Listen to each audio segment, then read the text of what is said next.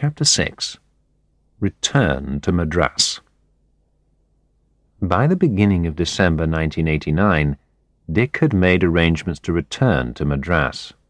He would be leaving on the 15th of December. Ramu had reserved a room for him at the Madras Club. Since receiving Ramu's letter, Dick had become more like his old self. He was taking regular exercise and had almost stopped drinking. He felt a new sense of energy. He had a purpose again, and now he was returning to a place he loved and where he felt at home. He had also reached some decisions about his life.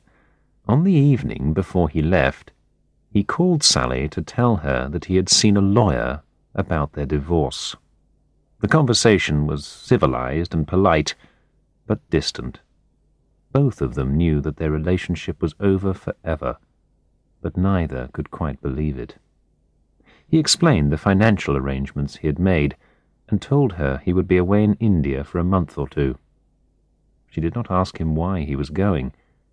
As he put the telephone down, he felt that a chapter of his life had ended, quickly followed by excitement at the prospect of a new start. It was early morning as the plane circled over St. Thomas's Mount and landed with a nasty bump on the runway at Madras. 2 hours later, Dick finally cleared immigration, collected his case from the squeaking baggage conveyor belt, and made his way through customs, unchallenged by the fierce-looking uniformed officers.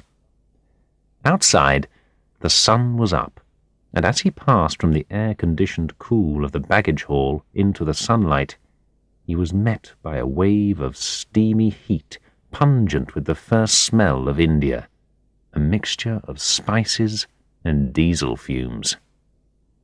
Ramu had arranged a car to meet him.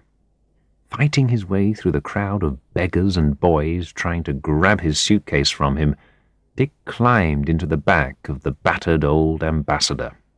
The driver was a thin little man, with skin the colour of coal dust, who said nothing, but who wove his way skilfully in and out of the chaos of the morning rush hour to the calm of the Madras Club.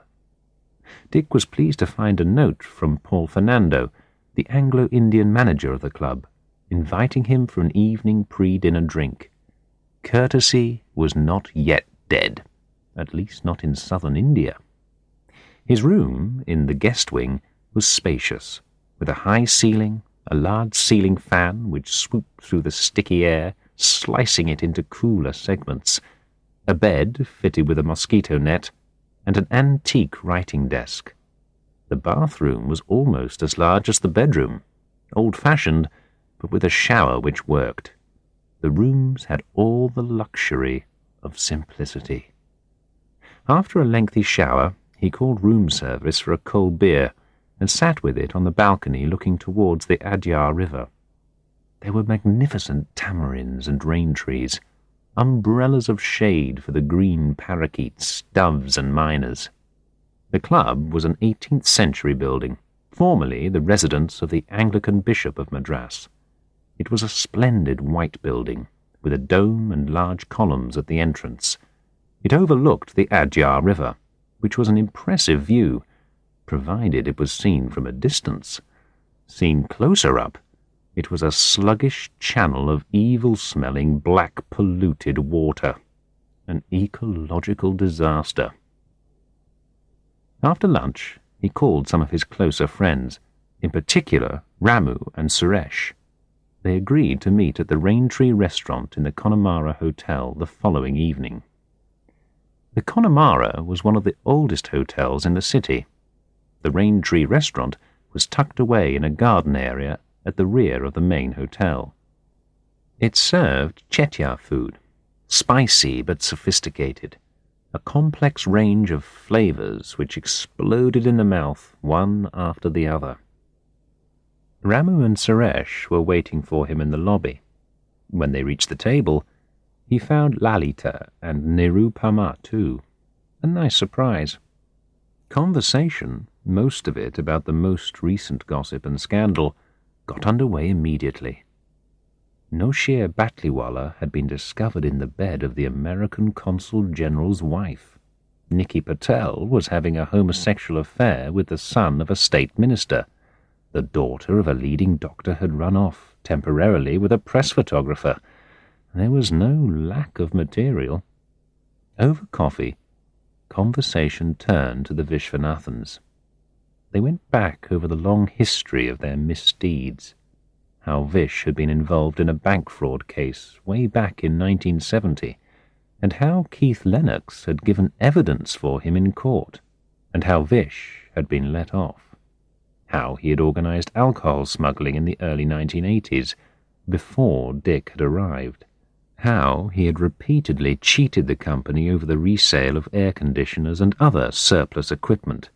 How the Vishwanathans had regularly exploited junior staff, using them as unpaid personal servants at their home. How they had arranged a system of under-the-table payments for the award of contracts. The list went on and on. The Vishwanathans had done very well out of their position.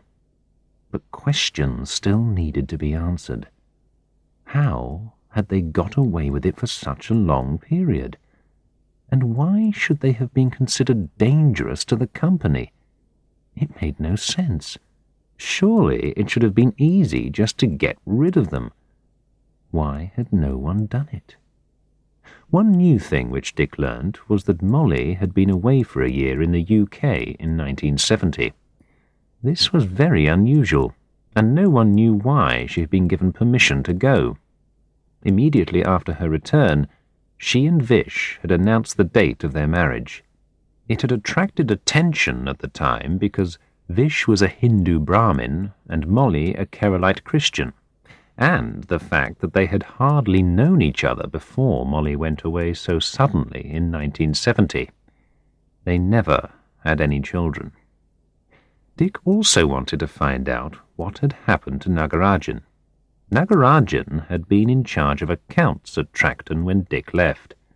He had been closely involved in the Hosur factory project. Suresh gave Dick his address in Devanahalli. "I don't know exactly what he knows, but I'm sure he knows something. And he likes you. He always used to talk about how you helped him out when his wife died. Maybe it will help if you take a bottle when you visit him. Anyway, if anyone can help you, I'm sure he can."